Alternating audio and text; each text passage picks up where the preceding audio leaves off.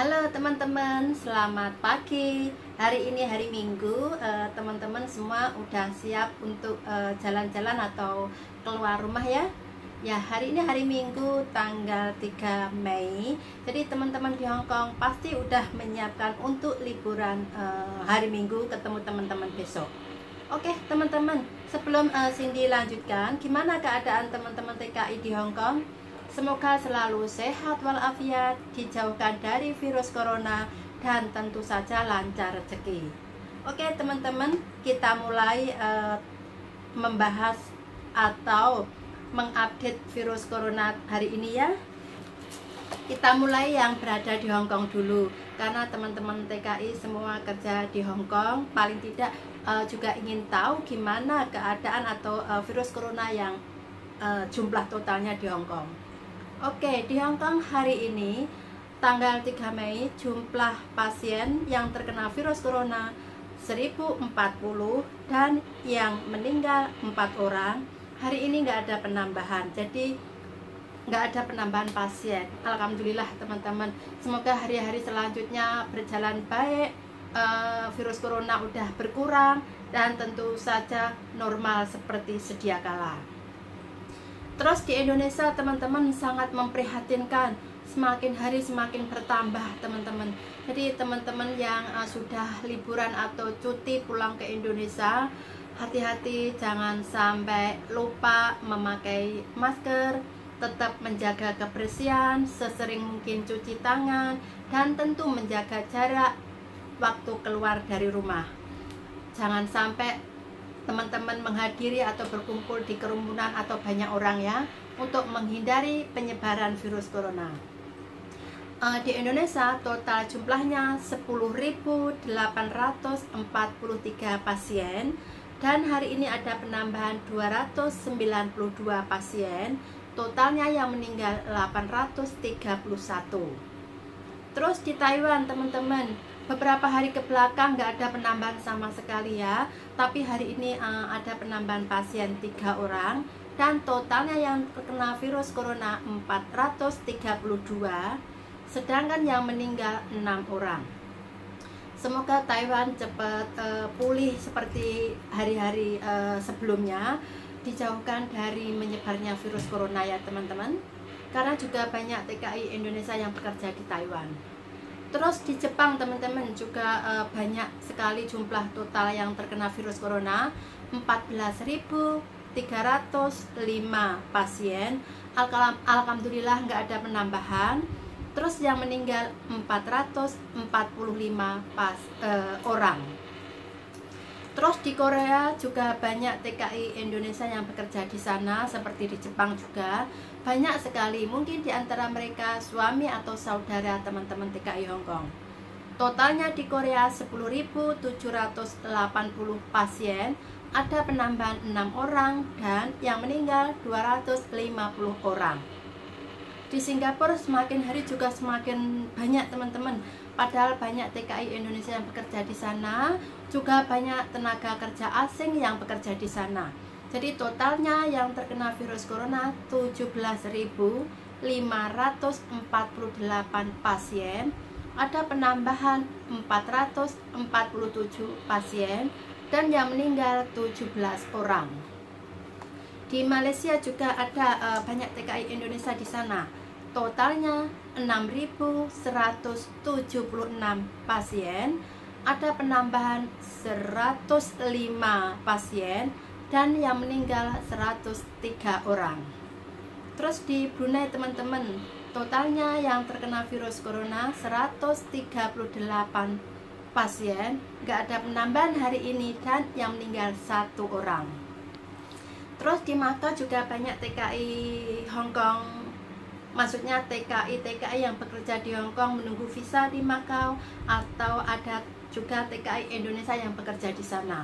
Totalnya yang terkena virus corona 45 pasien, nggak ada penambahan dan tidak ada yang meninggal. Itulah update terbaru tanggal 3 Mei virus corona yang berada di beberapa negara yang banyak TKI bekerja. Jadi selain di Hong Kong, banyak sekali TKI di luar negara ya teman-teman. Mungkin di antara mereka ada teman atau suami atau mungkin anak atau mungkin keluarga teman-teman TKI Hongkong sini.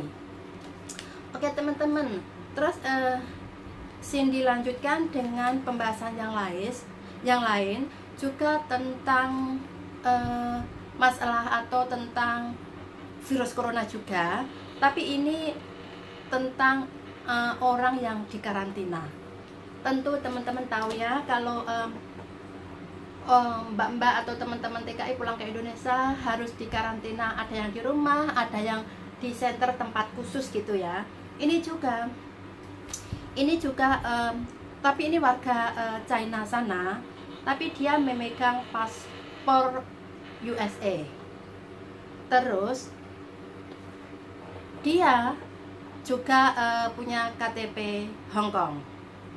Lah, dia masuk ke Hong Kong otomatis harus dikarantina selama 14 hari. Waktu dia mendarat di Hong Kong ya, otomatis ditanya tentang atau alamatnya tinggal di Hong Kong di mana gitu. Jadi dia menulis alamatnya di alamat A gitu. Setelah gitu dia masuk atau ditempatkan di center tempat karantina yang disiapkan pemerintah khusus Hong Kong. Pemerintah Hong Kong kan menyiapkan tempat-tempat untuk yang 14 hari di karantina ya teman-teman. Ya, dia juga tinggal di salah satu tempat itu. Terus tahu tentu teman-teman yang bekerja di Hong Kong tahu kalau di karantina kan di tangan kan ada kayak apa itu jam atau kayak gelangan tangan. Padahal itu kan ada kodenya khusus bagi orang yang dikarantina. Nah, si wanita ini dikarantina masuk di situ juga ada gelang yang dari pemerintah itu bukti apa orang dikarantina itu teman-teman tahu kan? Ada kodenya khusus itu.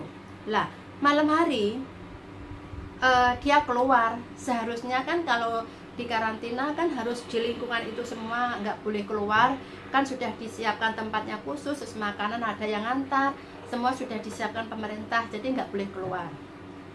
Lah, si wanita ini keluar malam-malam di atas jam 1-2an gitu, dikira malam hari nggak ada orang tahu gitu ya teman-teman.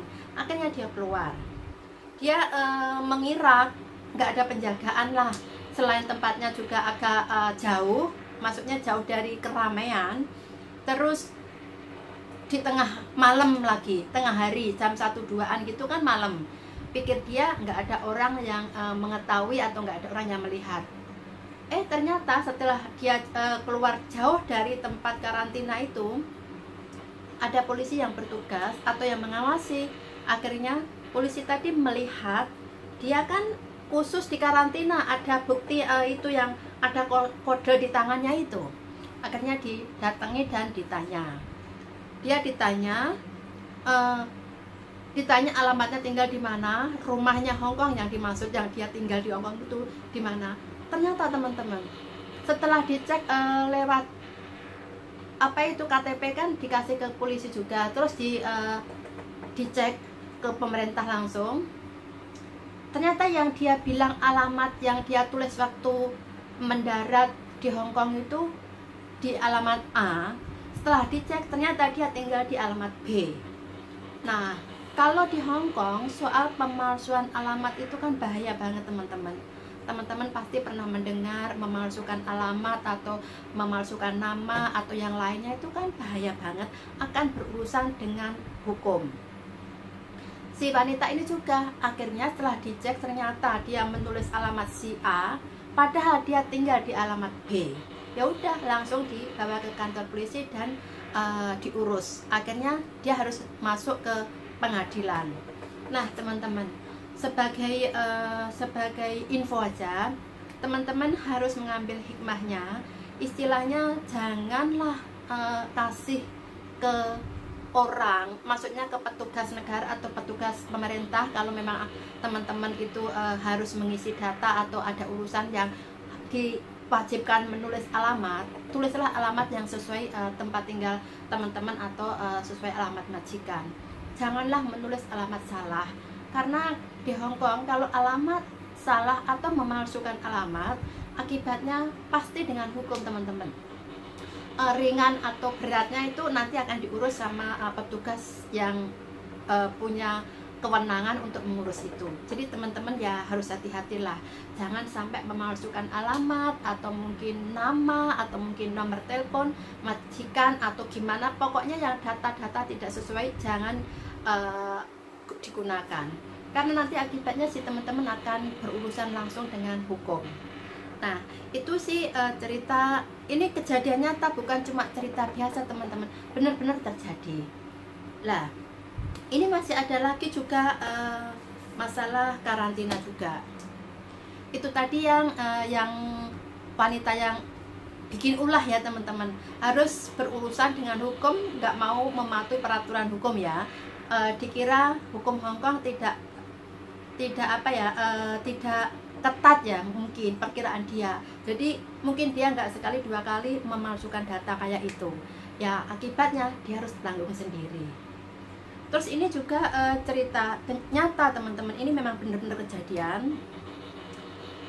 Teman-teman pasti pernah melihat atau mendengar ambulan yang khusus membawa orang yang sakit ke rumah sakit, atau mungkin ya membawa orang yang meninggal gitu loh, ambulan yang khusus itu. Itu kan di dalam ambulan kan biasanya ada 3 petugas, yang satu sopir, yang satu temannya sebelahnya itu, yang satu kan duduk di belakang. Lah itu pasti ada tiga petugas ambulan. Lah karena saat ini kan ambulan di Hongkong atau petugasnya kan sangat diperlukan untuk ngurus orang-orang atau pasien yang terkena virus corona kan. Jadi sekarang ini waktu di karantina juga diperlukan juga petugas khusus yang menangani. Nah ini ada beberapa orang yang saat di karantina dia punya sakit atau penyakit yang harus rutin minum obat itu loh teman-teman. Kalau seumpama teman-teman dimasukkan dalam karantina ya 14 hari, pada teman-teman dalam 2 atau 3 hari sekali harus mengambil obat di rumah sakit, obat jalan gitu, obat pokoknya kehidupan atau gimana, hidup dia seakan tergantung dengan obat itu. Jadi kan setiap berapa hari sekali harus rutin ambil obat atau harus rutin kesuntik, itu kan teman-teman pasti pernah dengar atau mungkin si majikannya pernah mengalami kayak gitu. Lah dalam saat di karantina, kalau dia punya penyakit yang rutin harus minum obat atau mungkin harus rutin suntik, itu juga nggak bisa seenaknya keluar. Jadi kan waktu di karantina kan ditanya data-datanya lengkap. Terus kalau dia si orang yang di karantina bilang aku harus minum obat setiap 3 hari sekali, atau aku harus suntik dalam 2 atau 1 minggu sekali, harus ditulis lengkap. Nah waktu dia menunggu di karantina itu, si pemerintah Hongkong menugaskan memilih orang yang ahli di ambulan tadi, berarti tahu cara menolong orang-orang yang gawat darurat itu kan tahu ya. Dipilih salah satu di antara sejumlah orang, dipilih salah satu yang khusus menangani orang yang di karantina punya sakit atau penyakit yang harus rutin minum obat atau suntik. Lah itu terpilihlah seorang petugas ambulan itu, namanya si Darwin, laki-laki teman-teman, bukan perempuan. Lah si Mr. Darwin ini ditugaskan untuk menangani orang-orang sakit yang memerlukan obat waktu di karantina. Di karantina kan ditempatkan di tempat khusus ya, di center khusus yang disiapkan pemerintah. Lah terus dia setiap hari tetap bekerja, pagi pergi nunggu di center tempat dia ditugaskan. Kerja dia hampir 12 jam dalam kesehariannya. Dia menunggu di situ, menunggu ada telepon untuk mengantarkan obat ke orang-orang yang di karantina. Dalam kesehariannya dia istilahnya harus mengantarkan obat di seluruh wilayah Hongkong. Gak peduli di mana sih orang atau yang di karantina tadi. Kadang yang di karantina ada ditugaskan di center khusus ya, yang disiapkan pemerintah. Ada yang di karantina di rumahnya dia sendiri, karena mungkin sakitnya istilahnya nggak terlalu gawat, sakitnya bisa nunggu di rumah. Tapi bagaimanapun dia kalau harus minum obat ya harus minum obat.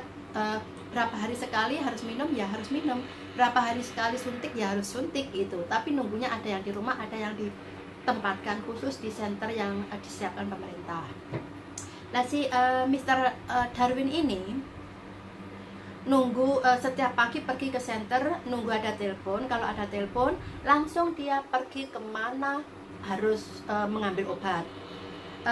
Seumpama si orang yang memerlukan obat itu tinggalnya di daerah A, padahal dia si A itu periksa atau mengambil obatnya di jauh banget temen, ada yang di daerah si K gitu ya tempatnya.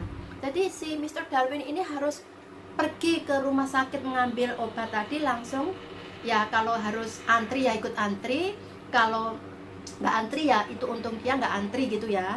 Tapi kalau harus antri ya ikut antri juga. Setelah mendapat obat dia harus naik mobil. Memang mobilnya sudah disiapkan dari pemerintah, jadi dia setir sendiri teman-teman. Terus langsung mengantar ke tempat si orang yang dikarantina tadi. Nah ini setiap hari 8 sampai 13 orang yang memerlukan. Jadi setiap pagi dia harus antri di rumah sakit. Setelah gitu harus datang ke tempat si orang tinggal yang dikarantina tadi. Setelah selesai gitu terus dia pergi ke center lagi, nunggu panggilan telepon lagi. Itu setiap hari harus dia kerjakan. Bahkan dia juga cerita kadang sehari itu harus 13 kali ke sana ke rumah sakit antri-antri gitu, sampai dia waktu makan aja nggak ada. Karena waktu antri juga nggak bisa makan seenaknya kan, dia juga harus beli makan kan paling tidak. Kadang hanya makan roti atau minum gitu aja. Terus dia naik mobil juga nggak bisa makan kan teman-teman. Di mobil kan bahaya kalau nyetir harus pakai makan kan nggak bisa. Setelah gitu ngantar lagi ke tempat dia gitu, orang yang tinggal tadi di mana diantar. Itu kesehariannya gitu teman-teman. Nah teman-teman bisa ambil hikmahnya. Tadi ada orang yang dikarantina seenaknya aja melanggar peraturan gimana seharusnya orang dikarantina harus menunggu gitu. Nah ini malah dengan sukarela, dengan penuh hati yang sosial yang tinggi, dia harus kesana kemari mengantarkan obat bagi orang yang punya penyakit khusus saat dikarantina. Jadi teman-teman, berarti kadang kalau direnungkan ada orang yang begitu baik, punya jiwa sosial tinggi, kadang ada orang yang seenaknya gitu kan. Jadi kita sangat berterima kasih sama petugas ambulan tadi, sama tim-timnya yang dengan penuh semangat membantu orang-orang yang terkena virus corona. Walaupun kerjanya melebihi batas, kadang kerjanya sampai malam, terus kadang waktu makan aja nggak cukup, istirahat mungkin juga nggak cukup. Jadi banyaklah macam-macam orang ya teman-teman. Ini bisa diambil hikmahnya, mana yang baik, mana yang seenaknya gitu. Nah itu cerita tentang atau kisah tentang orang yang dikarantina atau petugas yang benar-benar membantu orang yang dikarantina.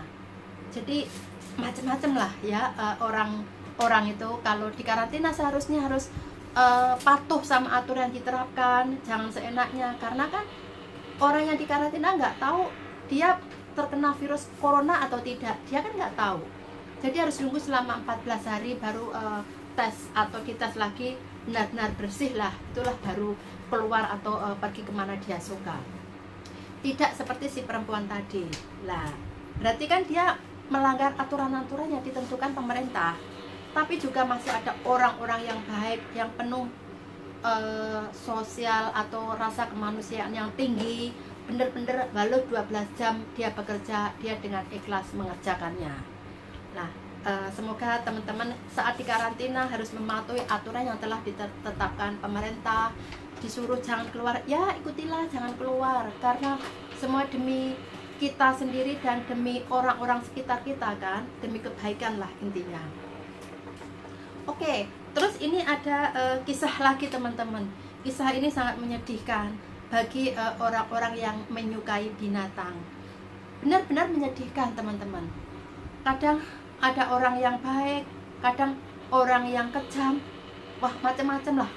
Lah ini benar-benar malang sekali teman-teman. Di daerah Yunlong, teman-teman mungkin pernah tinggal di Yunlong juga ya.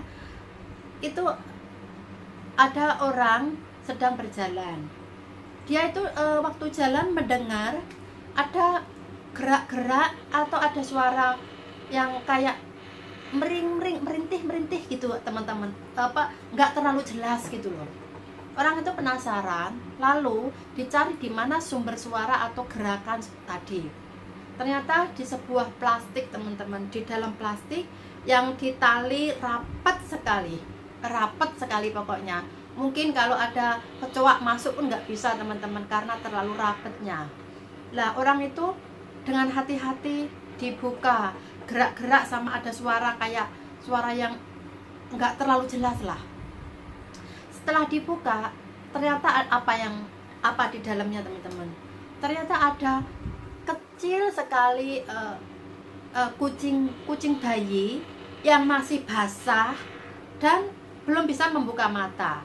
Berarti si kucing itu kan masih bayi, baru dilahirkan sama si mamanya kucing kan. Akhirnya karena nggak tahu apa yang harus diperbuat, orang itu langsung telepon ke polisi teman-teman. Polisi lah datang. Akhirnya si polisi langsung menangani, terus memanggil petugas hewan khusus yang menangani masalah kucing. Teman-teman mungkin pernah tahu itu kayak seperti SPCA itu loh. Itu kan khusus untuk hewan ya, istilahnya kayak apa itu kantor atau khusus yang menangani hewan lah, kelompok yang khusus menangani hewan. Terus dibawa si kucing kecil tadi, langsung dibawa ke tempatnya, terus diperiksa macam-macam gitulah, terus dicari sama siapa si mempunyai kucing tadi. Karena kucing tadi masih terlalu kecil, masih bayi baru lahir teman-teman, langsung diikat di dalam plastik. Otomatis dia nggak bisa bernapas, cuma bisa bergerak-gerak. Kemungkinan kucing itu baru dibuang teman-teman, karena masih basah banget dan belum bisa membuka mata. Lah tujuannya orang yang membuang itu kan secara jelas ingin kucing itu mati kan teman-teman. Kalau kucing di dalam plastik diikat rapat, bagaimana dia bernapas?